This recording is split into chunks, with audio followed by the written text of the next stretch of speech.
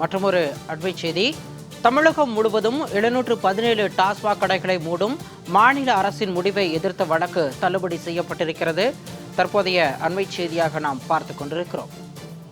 தமிழகத்தில் தாவேக அரசு அமைத்த நிலையில் 717 டாஸ்மாக் கடைகள் மூடப்படும் என அறிவிப்பு வெளியிடப்பட்டது. இதனை எதிர்த்த வழக்கானது தற்பொழுது தள்ளுபடி செய்யப்பட்டிருக்கிறது. அண்மை செய்தியாக நாம் பார்த்துக் கொண்டிருக்கிறோம். டாஸ்மாக் கடைகளுக்கு இடம் கொடுத்த உரிமையாளர்கள் தாக்கல் செய்த வழக்கு தள்ளுபடி செய்யப்பட்டிருக்கிறது.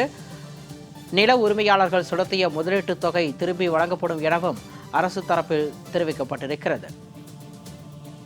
அண்மை செய்தியாக பார்த்துக் கொண்டிருக்கிறோம்.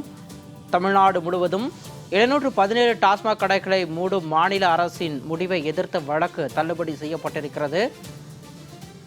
தமிழ்நாடு அரசின் முடிவு நல்லது என சென்னை உயர்நீதிமன்றம் பாராட்டு தெரிவித்திருக்கிறது. வழிபாட்டு தலங்கள், பள்ளிகள், பொதுமக்கள் அதிகம் கூடும் இடங்களுக்கு அருகாமையில் உள்ள 717 டாஸ்மாக் கடைகளை மூட தமிழக அரசு உத்தரவு பிறப்பித்த நிலையில் நில உரிமையாளர்கள் இதற்கு எதிராக வழக்கு தொடர்ந்திருந்த நிலையில் தற்பொழுது அந்த வழக்கு தள்ளுபடி செய்யப்பட்டிருக்கிறது.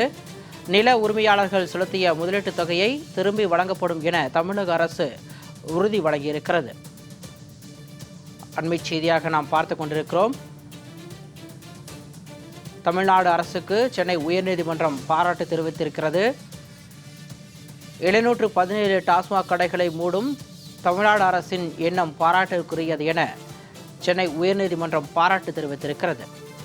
அதே சமயம் டாஸ்மாக் கடைகளுக்கு இடம் கொடுத்த உரிமையாளர்கள் தாக்கல் செய்த வழக்கும் தள்ளுபடி செய்யப்பட்டிருக்கிறது. நில உரிமையாளர்கள் செலுத்திய முதலீட்டு தொகை திரும்பி வழங்கப்படும் என அரசு தரப்பில் தெரிவிக்கப்பட்டிருக்கிறது. கூடுதல் விவரங்களோடு எமது செய்தியாளர் சுந்தரம் இணைப்பில் இருக்கிறார். வணக்கம் சுந்தரம். தமிழகம் முழுவதும் 717 டாஸ்மாக் கடைகளை மூடும் மாநில அரசின் முடிவை எதிர்த்து நில உரிமையாளர்கள் தொடர்ந்த வழக்கானது தள்ளுபடி செய்யப்பட்டிருக்கிறது.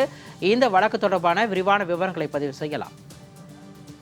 வணக்கம் சிகாமணி. அதாவது கல்வி நிலையங்கள், வழிபாடு தலங்களிலிருந்து 500 மீட்டர் தூரத்துக்குள் அமைந்துள்ள 717 டாஸ்மாக் மதுபான கடைகள் 2 வாரங்களுக்குள் மூடப்படும் என கடந்த மே 12ஆம் தேதி தமிழக அரசு செய்தி மற்றும் மக்கள் தொடர்புத்துறை பத்திரிகை செய்தி குறிப்பை வெளியிட்டிருந்தது.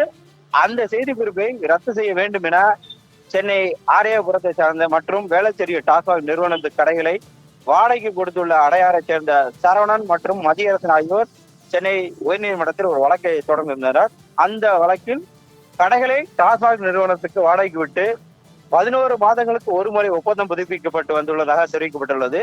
மேலும் கடைகளை மதுபான கடைகளாக மாற்றுவதற்காக பெரும் தொகை செலவு செய்து தேவையான உள் அலங்கார ஏற்பாடுகள் செய்யப்பட்டுள்ள நிலையில் கடைகள் மூடுவதால் வருவாய் பாதிப்பு ஏற்பட்டுள்ளதாக கூறப்பட்டுள்ளது. தமிழ்நாடு மதுபான சில்லறை விற்பனை விதிகளில் மாநகராட்சி மற்றும் நகராட்சி பகுதிகளில் கல்வி நிறுவனங்கள் மற்றும் வழிபாட்டு தலங்களிலிருந்து 50 மீட்டர் தூரத்துக்கு மதுபான கடைகள் அமைக்கப்படக்கூடாது என கூறப்பட்டுள்ள நிலையில் 500 மீட்டர் தூரத்துக்கு உள்ள கடைகள் அகற்றப்படும் என்ற பத்திரிகை செய்தி குறிப்பு தன்னிச்சையானது என மனுவில் தெரிவிக்கப்பட்டிருந்தது. மதுவிலக்கு சட்டத்தில் அனைத்து விதிகளும் அறிவிப்புகளும் அரசிதழில் வெளியிட வேண்டும் என கூறப்பட்டுள்ள நிலையில் அதிகாரிகளின் கையெழுத்தால் வெளியிடப்பட்டுள்ள பத்திரிகை செய்தி குறிப்புக்கு தடை விதிக்க வேண்டும், ரத்து செய்ய வேண்டும் என அந்த மனுவில் கோரிக்கை விடப்பட்டிருந்தது. இந்த வழக்கானது நீதிபதி GR சுவாமிநாதன் முன்பு விசாரணை வந்தபோது தமிழக அரசின் தலைமை வழக்கறிஞர் விஜயநாராயணன் ஆஜராகி முந்தைய ஆட்சி காலகட்டத்தில் இடத்தை குத்தகைக்கு கொடுத்தவர்களுக்கு உரிய தொகையை டாஸ்மாக் நிர்வாகம் திருப்பி கொடுத்துவிடும் என்றும் புதிய அரசின் கொள்கை முடிவை அவர்கள் வழக்கு தொடர முடியாது என்றும் தெரிவித்திருந்தார். மேலும் 717 டாஸ்மாக் கடைகளை மூடிய தமிழக அரசின் முடிவு நல்ல முடிவு என்றும் முதலமைச்சர் முடிவுக்கு டாஸ்மாக் நிறுவனம் கட்டுப்பட வேண்டும் என்றும் தெரிவித்த நீதிபதி இடத்தின் உரிமையாளர்கள் அரசின் முடிவு குறித்து கேள்வி எழுப்ப முடியாது என கூறி வழக்கை தள்ளுபடி செய்து உத்தரவிட்டுள்ளார் சிகாமணி. வழக்கு தொடர்பான விரிவான விவரங்களுக்கு நன்றி சுந்தரம்.